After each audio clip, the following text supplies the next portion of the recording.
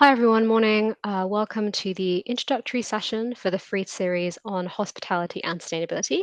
I'm Shreya Thapar. I'm the knowledge lawyer for the clean energy, waste and sustainability sector at FREEDS. So part of my role involves demystifying and hopefully translating sustainability related regulation. And I'm joined also by Kirsten Roberts. And Kirsten, I'll let you introduce yourself. Thank you. So I'm a waste and sustainability contracts lawyer, but I also head up Freeth's ESG practice, and I also chair Freeth's Green Group. So I see it and sit on Freeth's ESG committee. So I see it from both sides, us having to do all this stuff as well as advising clients who are on a sustainability journey. Thanks, Kirsten. So in today's session, we'll be covering some of the key sustainability challenges facing the hospitality sector, and then we'll move on to kind of cover widely applicable legal solutions. But a bit of housekeeping, if you have any questions, and please have questions, please pop them in the Q&A function at the bottom of your screens, and we're monitoring them. So we should be able to get to as many as we can at the end. Thanks. Next slide, please, Jordan. Cool. Before we get into it though, I know many of you have signed up already for the rest of the series, but if you haven't, please do so. I'm sure we'll send all this around again as a follow-up. But our next mini webinar will be on waste reforms, followed by greenwashing and then clean energy power procurement. Also a shameless plug for our newly released 6-monthly free sustainability horizon scanner produced on popular client demand. This is kind of a broad overview of what's on the horizon for UK businesses and covers a huge range of areas. It's not paywalled. You can find it on our website or just get in touch with any of us and we can send you a copy. Next slide. So why is sustainability important for the hospitality industry? Why do we think it's important to be doing this series at this point, at this juncture? So there's a bit of a carrot and the stick here, and I'll start with the reverse. I'll start with the stick. So with all sectors, but in particular consumer-facing ones, we're seeing increasing regulatory and stakeholder pressure to factor in sustainability. And that's either on a mandatory regulatory basis, for example, when it comes to climate-related disclosures. So just last week, just on Wednesday, I believe, the government released its consultation on what this will look like going forward. So for example, climate transition plans for UK companies. So it could be on that mandatory basis or possibly on a voluntary basis as well, where their wider group has set a net zero or a decarbonisation target and it's being kind of filtered down to each site. So we've got that element of the stick, but always important to have the carrot as well and remember what that is. So there's very much a carrot of doing sustainability well.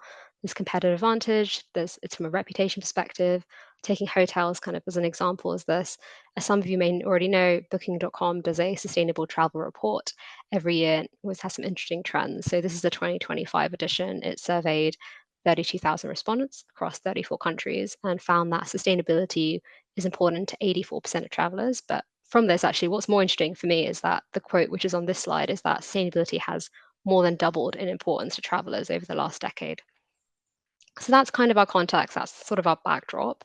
I'm going to touch on 3 challenges for the sector and float a few potential solutions as well. So next slide. So greener power, and I've included this because I think energy procurement and management, and by that I mean kind of getting the power in the first place and then sort of the energy efficiency of using that power, that's often a little bit, I feel, overlooked. I think things like product waste, recycling, food waste, water management as well have been at the forefront of industry challenges for a long time. This is also because I'm an energy lawyer, so I'm a bit biased, but I'm going to just touch on this briefly because we do have a separate session going into it in more depth. But energy, as I'm sure lots of you know, is a massive operating expense for sites. For electricity in particular, most sites will be buying their electricity through a licensed electricity supplier. And we've been faced with what is a pretty volatile energy market for the last few years. And we've seen businesses increasingly look for long-term price certainty when it comes to their energy.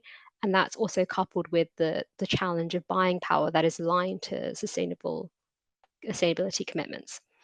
So solutions-wise, very generally speaking, the closer the energy is to a site, the greener and the cheaper it can be. So on one hand, you have solutions such as solar and rooftop solar, but where that's not feasible, There's also a well-established market for power purchase agreements. So that's where you have a direct contract between a business and a renewable electricity generator. And under that contract, you buy electricity generated by a particular renewable energy project, so such as a wind farm or a solar farm. And that's the example which is on this slide. It's from a deal earlier this year where Low Carbon, a renewable energy developer, agreed a 15-year power purchase agreement with the Mayborn Group to provide 100% of the power for the group's London hotels, Claridge's, etc. So by matching it with one of their solar farms. And I will leave it at that. If you're interested, please do sign up for the September procurement session, which goes into more depth about kind of structuring these arrangements. Next slide. Environmental impact. So I've included this because I've wanted to sort of touch on a little bit about double materiality, and I'm sure the sustainability managers on this session will know sort of it's that gold standard which we are hopefully moving towards, which where we're looking at not just the climate impacts on an organization, but also the organization's impact on people and planet. So looking at it twofold. This is especially important for sites which operate in sensitive environmental areas, but increasingly beyond that as well. And safe to say it's something that it's important to customers, to travelers as well, who want to feel that their travel, their hospitality experience somewhere is at the bare minimum not harmful to the local environment. And then what's attractive, what stands out as a business is those which are actually taking an active role in longer term preservation, but also local supply chains for sourcing of food, beverages, products used on site. Sounds obvious, but with the preservation point as well, it's smart risk management too. The local surroundings and community is often why people are visiting a particular area. So maintaining it is really in everyone's interest. There's also the opportunity to financially benefit from stewardship as well of surrounding land. And I'll let Kirsten expand more on that when it comes to natural capital. Next slide. And labour practice, my third one that I wanted to float in here. So this is really the S of ESG, the social, which again, I think is often overlooked because naturally we focus on maybe things which are more obvious, like the environment, but with hospitality in particular, labour practices are really, really pertinent. Talking about large workforces here, with some seasonality, and possibly with seasonality also comes high turnover. And this is quite a UK-centric point, but worth flagging that there is an employment rights bill going through Parliament at the moment, which is a massive overhaul of employment legislation. It includes proposals such as flexible working as the default for all roles, paternity and parental leave entitlements as kind of day one rights, employer liability for third-party harassment, and heightened duty on employers to prevent harassment. So very much a massive overhaul of what we have at the moment, and timing wise, again, it's going through Parliament, it's in the House of Lords committee last time I checked, but most of this will take effect from 2026 at the earliest, but really worth keeping an eye on, and on the proposals and each consultation that comes with those proposals, and preparing for that as much as you can in advance. But for more detail and advice, I'm not an employment lawyer, so I will plug our brilliant employment team who are all over that. And with that, I will hand over to Kirsten. Thank you. Next slide, please. So where do you start? So I had a look at people and businesses that had signed up to this webinar. Some of you have set net zero goals, others haven't. Some of you have got quite detailed ESG policies and plans, others haven't. So you're a mixed bunch. I would also say that there isn't a one size fits all solution. So this is an example of what we have at Friths. So ESG stands for environmental, social and governance, as Shreya mentioned. But you can't tick all the environmental, well, you should be ticking all the social, but you can't tick all the environmental boxes. You have to choose what's relevant to your brand, what's relevant to your customers, and also, I suppose, what's achievable. And this is what we've done at Friths. Also, some of you will have signed up to hotel management agreements. So it'll be a case of what can you do, what's practically possible, but also what contractually can you do. So in a hotel management agreement, there might often be obligations to have good hotel management. Does that include good sustainability practices? That'll vary brand on brand. There'll also be obligations to comply with law. a recent law that was introduced was an obligation to present waste segregated to be collected. So hopefully all of you are segregating your food waste for collection, because that's now a legal obligation. So what can you do? What's practical? What fits with your brand? What fits with your values?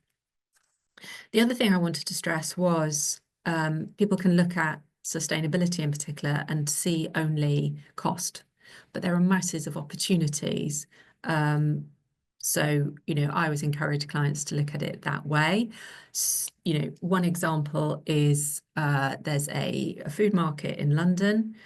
They measured how much food waste they were throwing away before the obligations to segregate food waste came in March, and worked out they were throwing away a lot of chips.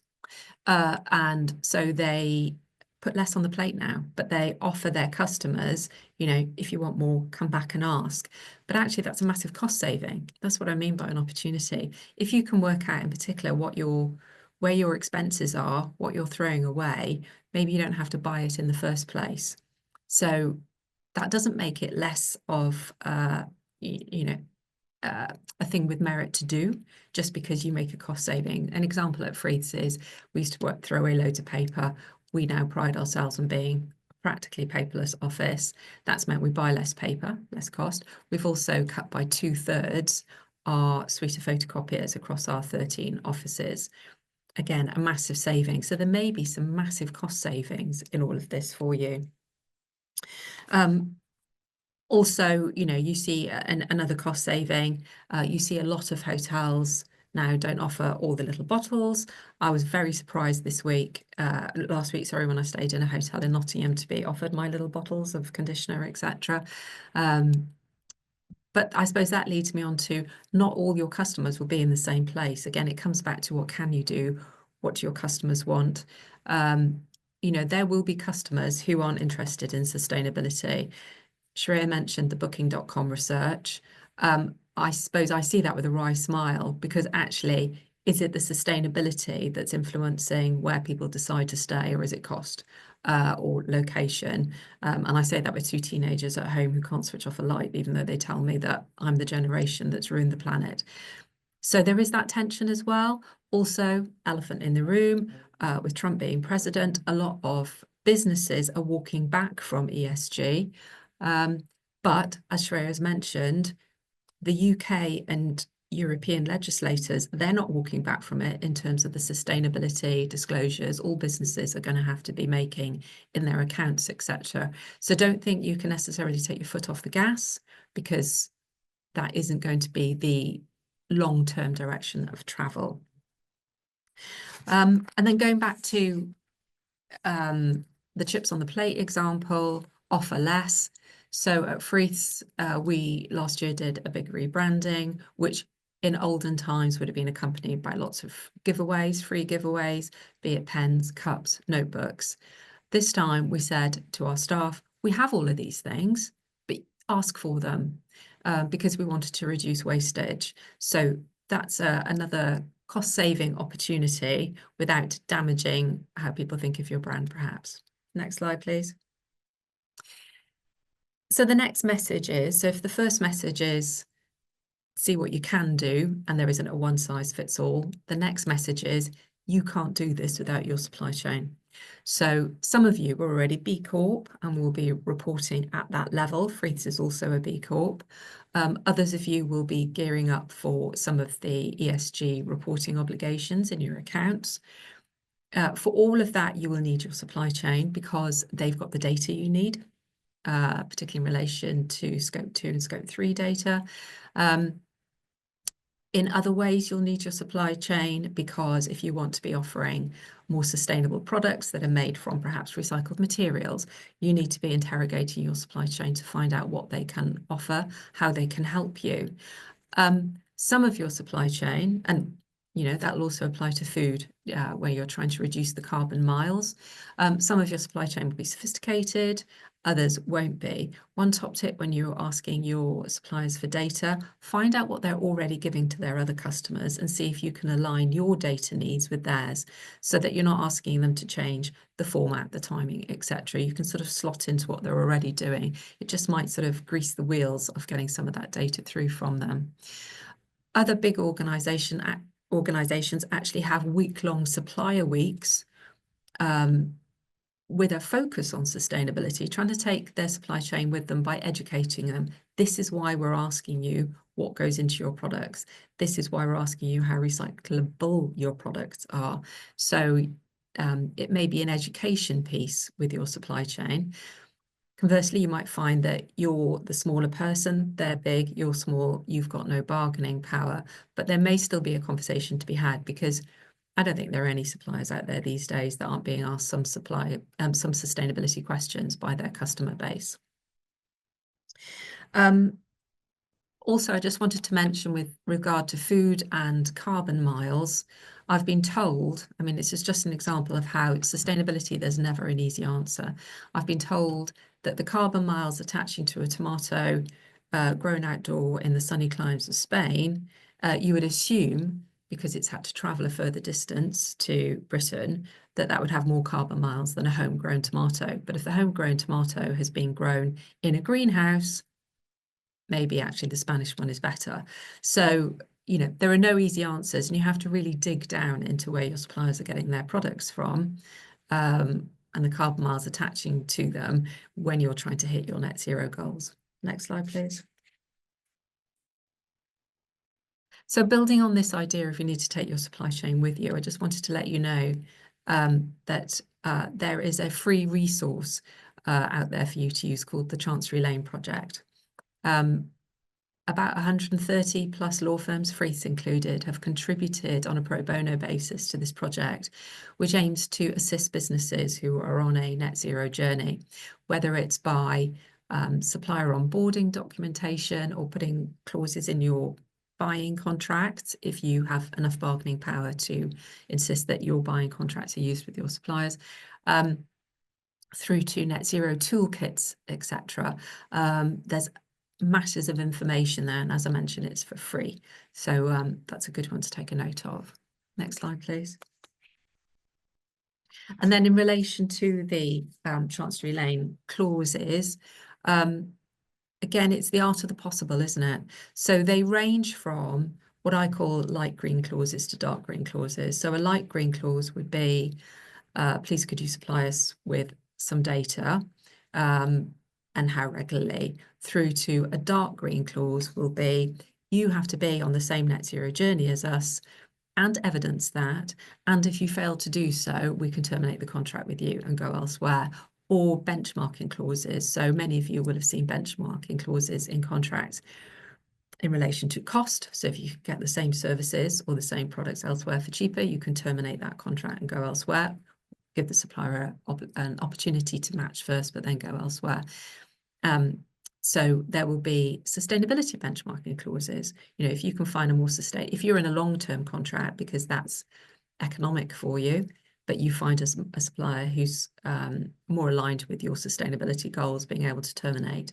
Now, I would say in terms of where businesses are in doing this at the moment, we're definitely seeing that businesses are on the light green side. So for example, at Freeths, we don't get to dictate terms with our suppliers normally. You know, we deal with the likes of Microsoft. So we've adopted a supplier code of conduct. We make them all sign up to it. Importantly, we measure that, and every year check that our suppliers are still complying with that code of conduct. To suppliers with products, for example, that are sustainably made, sustainably sourced. But you have to keep checking, you have to keep monitoring.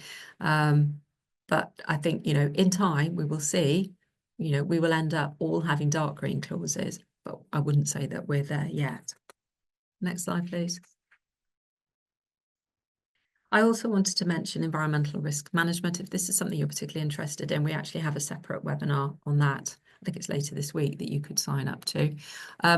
This is to do with, you will all, I would assume, have your risk registers. We do here. Global warming is on our risk register. But you, as part of that, think about it from a sustainability angle. Where are your risks?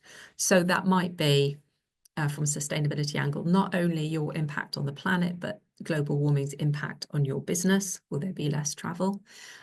Also horizon scanning, so that, for example, when the waste segregation obligations came in March, they weren't a surprise to you. You pre-ordered the food waste bins, etc. This also very much ties in with greenwashing, which is going to be another one of the webinars for you as a hotel and hospitality sector.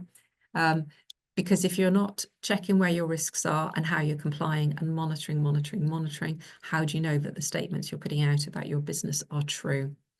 Also, crisis management plans. You know, in the same way that you've got a fire evacuation plan, there should be crisis management plans in relation to sustainability, whether it's flooding. You might have a hotel that never used to flood, now floods, or parts of it flood once a year. I mean, I live in Worcester. I can think of a hotel that now floods every year.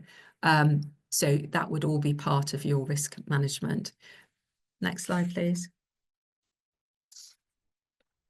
And finally, going back to the opportunities. So one of the big opportunities is for those hotels that have some land around them is in the region of natural capital. So we noticed there's a hotel called the Hallgarth Hotel in Darlington, which is obviously turned itself into what's called a habitat bank and is selling that off. So what do I mean by that?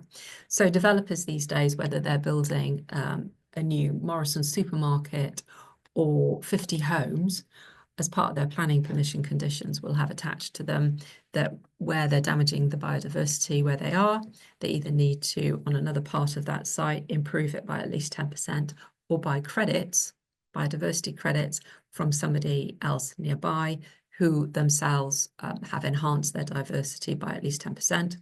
And that enhancement needs to be kept in place for at least 30 years. And there are contracts around that with the local planning authorities. So if you have an area of your hotel grounds, that might be an opportunity for you to earn a lot of money, actually. If it's an area of land that you're not going to need for the next 30 years, and if you can enhance it, it might be worth looking at whether you could use that as a source of income. Thank you. So, as I say, you know, by way of summary, it's not just all about costs, it's about opportunities as well. You will have to engage your supply chain in order to try and achieve your net zero goals, etc. If you haven't even started, the first thing that you're going to need to do is work out where you are. So again, that will tie back to your suppliers.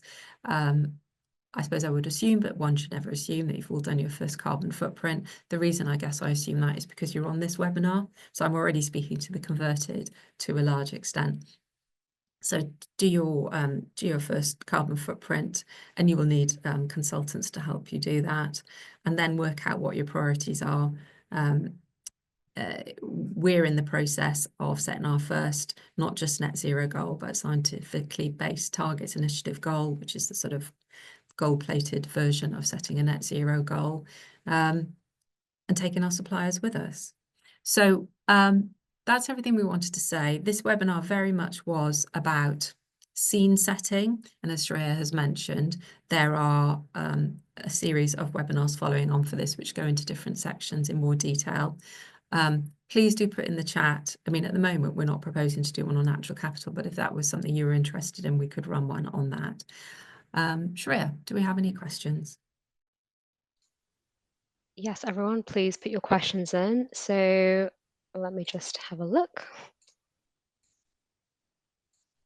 Okay, yes. So why is it so hard to get data my business needs for its ESG reporting out of our suppliers? Kirsten, I think that's one for you. Yeah, so we hear this a lot, not just from your sector, but from all business sectors. I think suppliers are starting to know that that is something they're going to need to do. It depends on the size of supplier and the sophistication of the supplier at both ends of that spectrum. So the really little ones just aren't geared up to do it because they haven't interrogated their supply chain to work out where they're getting their products from. The bigger ones are saying, we don't have to do it because we're really big and you, the customer, are really small. So as I mentioned, if you can start if you can find out from your suppliers what data do they already give to their other customers, in what format and when, that might be an easier way to do it.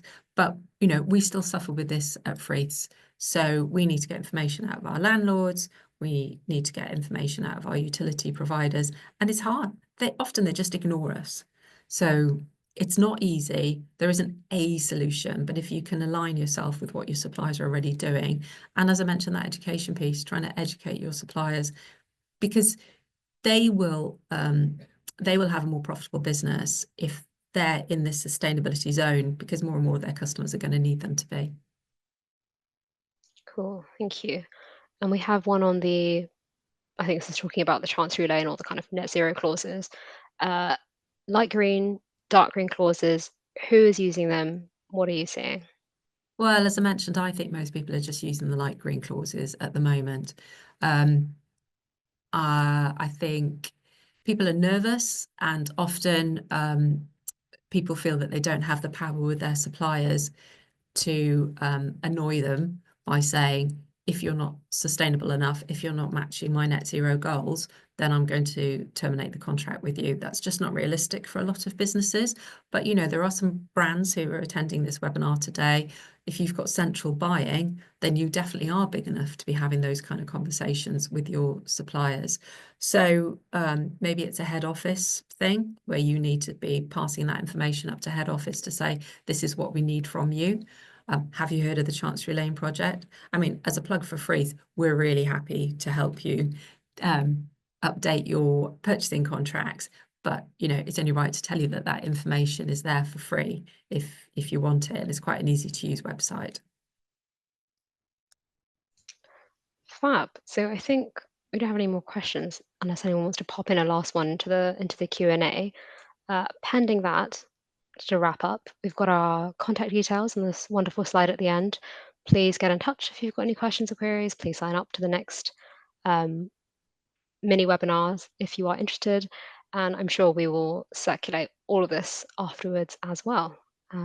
I'd also love to hear if you're willing to share, because I think sustainability is an area where maybe it's not so much about always having the competitive edge, but it's about sharing good ideas and good practices. So if anybody wants to share good ideas and good practices, and I know one of the participants this morning, I've seen it on your website that you want to be leading the way and sharing those good practices.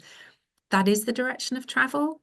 To use a retail example, the Competition and Markets Authority have relaxed the non-compete rules around people who are sharing information in order to promote more sustainable practices.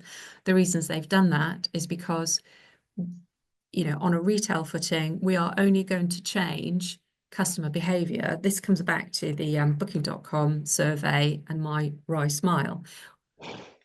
While consumers say that they want to be more sustainable, actually what they want is ease. And so if you ask them to refill something, it's just a pain in the bum because they've forgotten to bring their Tupperware pot in with them. So the supermarkets are collaborating and are permitted to do that by the Competition and Markets Authority. They're collaborating to introduce refill solutions.